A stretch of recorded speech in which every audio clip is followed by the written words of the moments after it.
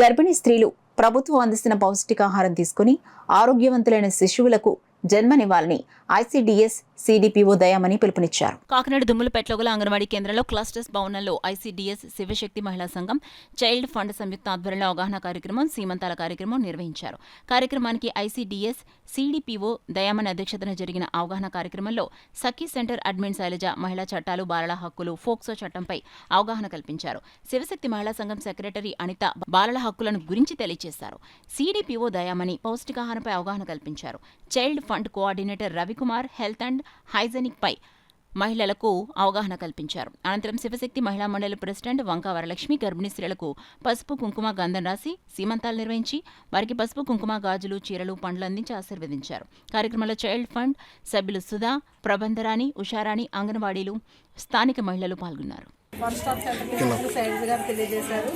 అదేవిధంగా శివశక్తి మహిళా సంఘం నుంచి వరలక్ష్మి గారు 14 మందికి శ్రీమంతాలు ఏర్పాటు చేసి ఈరోజు 14 మందికి శ్రీమంతాలు ఏర్పాటు చేయడం జరిగింది.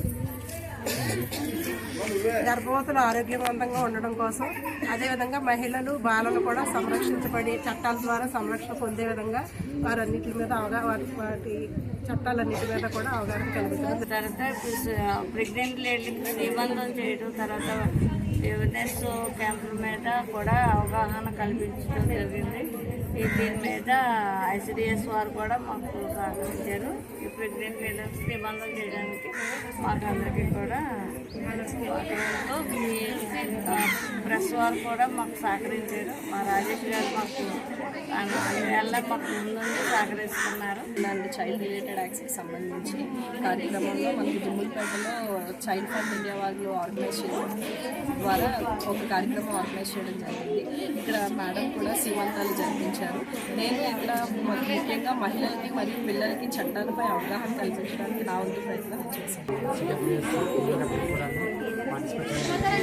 భాగంగా మెయిన్గా ఏం చేస్తాం, ఇప్పుడు కొత్తగా వచ్చిన చట్టాల గురించి ప్లస్ వన్ స్టాప్ సెంటర్లో జరిగే ఏవైతే కార్యక్రమాలు ఉన్నాయో ఆ కార్యక్రమాల గురించి మేడం కూడా క్లుప్తంగా అందరికీ అవగాహన కల్పించడం జరిగింది. సో ఈ ప్రోగ్రామ్ని నేను పార్టిసిపేట్ చేసి చాలా సంతోషంగా భావిస్తాను.